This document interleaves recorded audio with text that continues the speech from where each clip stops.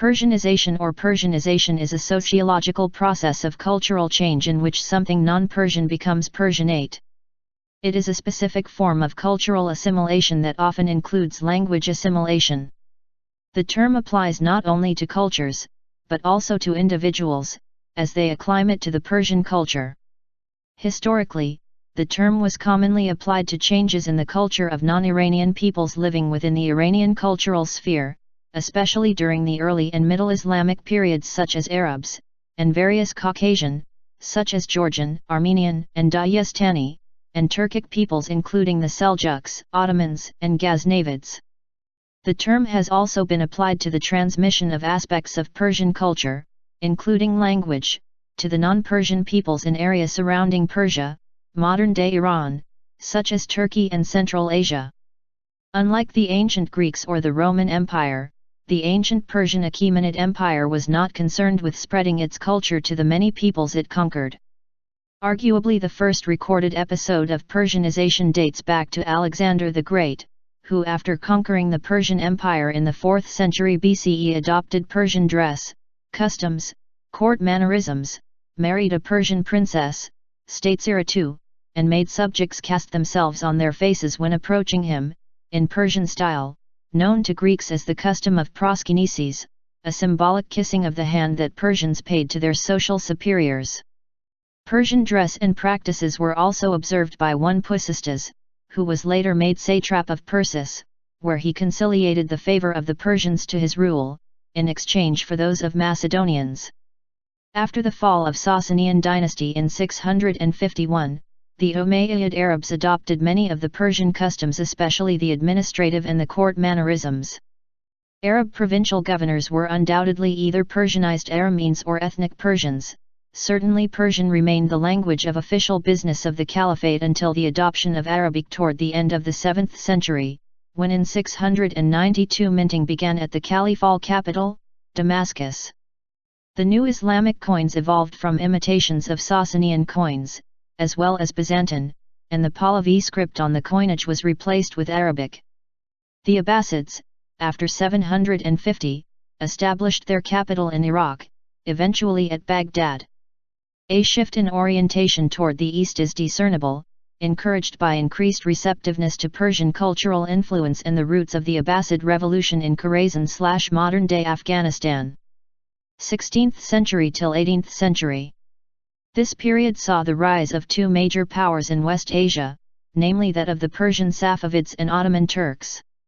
The Safavids reasserted the Persian culture and hegemony over the entire Caucasus, eastern Anatolia, Mesopotamia, and other regions. Many Khans, begs and other rulers adopted Persian customs, clothing, and patronied Persian culture. The in antiquity founded Persian city of Derbent in the North Caucasus, modern-day Dagestan, became a bastion of all of this. Many of the ethnic peoples in the region found themselves to take many aspects of Persian culture, themselves contributing to the Persianization of their peoples. At the same time, the Ottomans and their predecessors, the various Beylerbergs and the Sultanate of Rum were heavy patronizers of Persian culture, becoming fully Persianate themselves. The Ottomans, for example, adopted Persian names, made Persian an official and high-esteemed language, adopted Persian titles, adopted Persian cuisine, dances, and literature, and made their own state language become heavily filled with words taken from Persian vocabulary.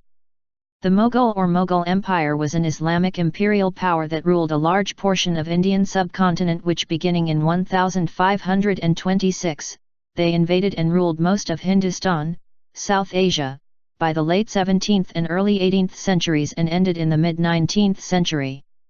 The Mughal emperors were descendants of the Timurids who had embraced Persian culture, converted to Islam and resided in Turkestan and Khorasan and were the ones responsible for the spread of Persian or Islamic culture to Central Asia. At the height of Mughal power around 1700, they controlled most of the Indian subcontinent and spread Persian culture throughout. Babur, the founder of the Mughal Empire, identified his lineage as Timurid and Chagatai Turkic, while his origin, milieu, training, and culture were in Persian culture, and so he was largely responsible for the fostering of this culture by his descendants, and for the expansion of Persian cultural influence in the Indian subcontinent, with brilliant literary, artistic, and historiographical results. Many works of art such as the Taj Mahal, Humayun's tomb, and the Badshahi Mosque are of Persian Islamic architecture with Persian names. The Persian language was the official language of the Mughal courts, until replaced with Urdu by the British. In modern times, it is often used in connection with non-Persian speakers such as Azeris, Kurds. It is argued sometimes that modern Iranian nationalism was established during the Pahlavi era, based on the aim of forming a modern nation-state. What is often neglected is that Iranian nationalism has its roots in the pre-Pahlavi era of the early 20th century. On the eve of World War I, pan-Turkist propaganda focused on the Turkic-speaking lands of Iran, Caucasus, and Central Asia. The ultimate purpose of persuading these populations to secede from the larger political entities to which they belonged and to join the new pan-Turkic homeland. It was the latter appeal to Iranian Azerbaijanis, which, contrary to pan-Turkist intentions, caused a small group of Azerbaijani intellectuals to become the strongest advocates of the territorial integrity of Iran. After the constitutional revolution in Iran, a romantic nationalism was adopted by Azerbaijani Democrats as a reaction to the pan-Turkist irredentist policies emanating from modern Turkey and threatening Iran's territorial integrity. It was during this period that Iranism and linguistic homogenization policies were proposed as a defensive nature against all others. Contrary to what one might expect, foremost among innovating this defensive nationalism were Iranian Azerbaijanis. They viewed that assuring the territorial integrity of the country was the first step in building a society based on law and modern state. Through this framework, their political loyalty outweighed their ethnic and regional affiliations. The adoptions of this integrationist policies paved the way for the emergence of the titular ethnic group's cultural nationalism. According to Tadeusz Świętochowski, in 1930s, the term was used to describe the official policy pursued by Reza Shah Pahlavi to assimilate the ethnic minorities in Iran, Iranians as well as non-Iranians.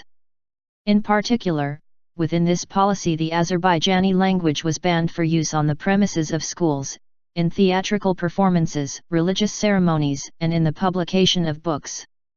Świętochowski writes, "The steps that the Tehran regime took in the 1930s with the aim of Persianization of the Azeris and other minorities appeared to take a leaf from the writings of the reformist-minded intellectuals in the previous decade.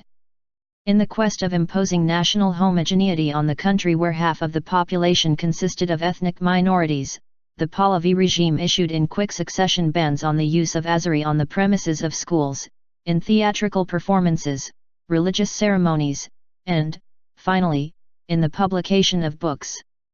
Azeri was reduced to the status of a language that only could be spoken and hardly ever written.